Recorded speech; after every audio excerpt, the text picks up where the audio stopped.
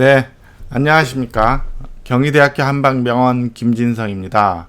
오늘은 혀통증과 관련해서 치은설에 대해서 말씀드리도록 하겠습니다. 저희 외래를 찾는 환자분 중에는 치은이 두드러져 있는 다양한 환자들을 대할 수가 있어요.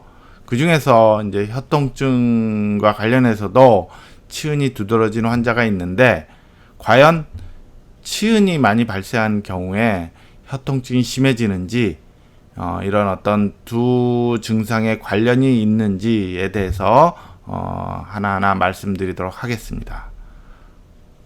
먼저 이제 몇 가지 질환에 있어서 치은이 두드러진 환자분의 혀 영상을 먼저 보도록 하겠습니다. 첫 번째는 혀통증 환자였습니다. 이 환자는 입이 맵다고 주로 호소를 하는데, 그러면서 이제 화끈거리면서 아프다라는 이제 그 통증 부위가 혀의 가장자리에서 주로 나타난다라고 호소하였습니다. 그래서인지 환자분은 스스로 이렇게 혀에 나타나 있는 치은 때문에 본인 혀가 더 아픈 것이 아닌가 걱정을 많이 하였습니다.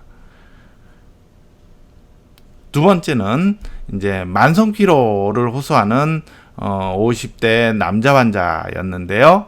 이분의 경우도 혀가 담백하면서 치은이 두드러지게 나타나 있는 모습을 보이고 있었습니다.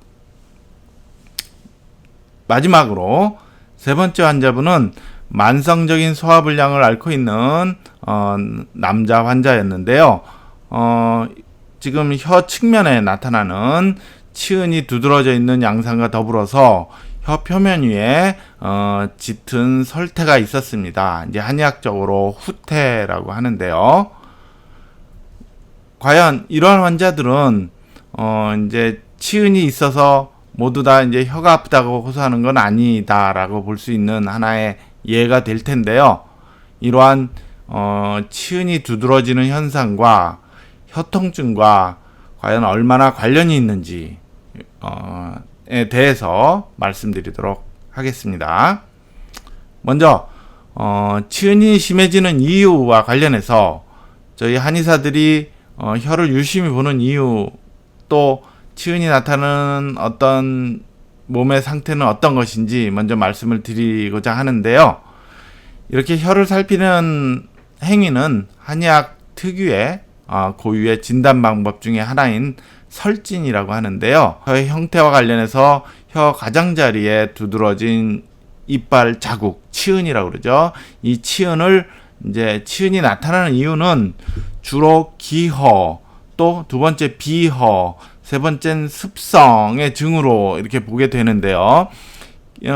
말 그대로 기운이 많이 약해져서 나타나는 유형, 특히 우리 오장육부의 기능 중에서 비위의 기능이 약해져서 나타나는 유형, 마지막으로 몸에 이제 습담이라는 어떤 병적인 물질이 많이 생성이 돼서 나타나는 유형, 주로 이제 치은이 발생한다라고 보는 것이죠.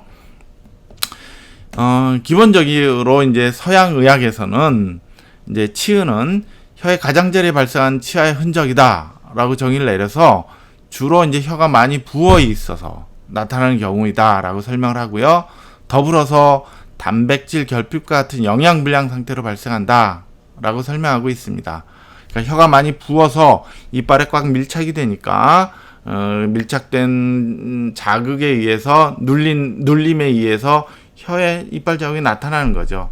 더불어서 눌리더라도 혀의 이제 탄력이 좋아지면 이제 곧바로 회복이 될 텐데, 그러한 탄력성이 저하돼서 나타난다라고 볼 수가 있는 것이지요.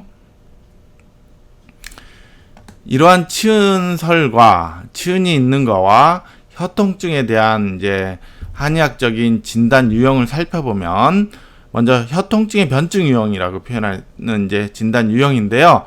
기본적으로 기체혈어, 신음 부족, 그다음에 간울비허, 기음양허, 이렇게 네 가지 유형으로 주로 나누고 있습니다.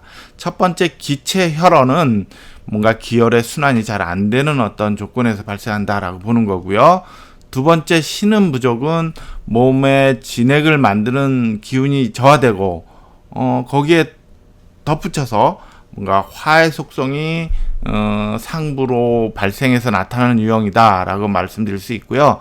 세 번째 간울비어형은 이제 정서적인 스트레스, 불안, 우울 상태로 인해서 이제 비장의 운하 기능이 약해지면서 오는 유형이다라고 말씀드릴 수 있고, 마지막으로 기음양어형은 기혈의 전신적인 기능이 쇠약해져서 오는 유형이다라고 말씀드릴 수 있어요. 이러한 대표적인 유형 가운데에서도 특히 신음 부족의 유형이 대부분을 차지한다라고 말씀드릴 수 있는데, 이로 인해서 우리가 이제 심장에 화가 있다, 뭐 열의 과도한 상승에 관련된 증상이 나타난다라고 설명을 하는 것이죠.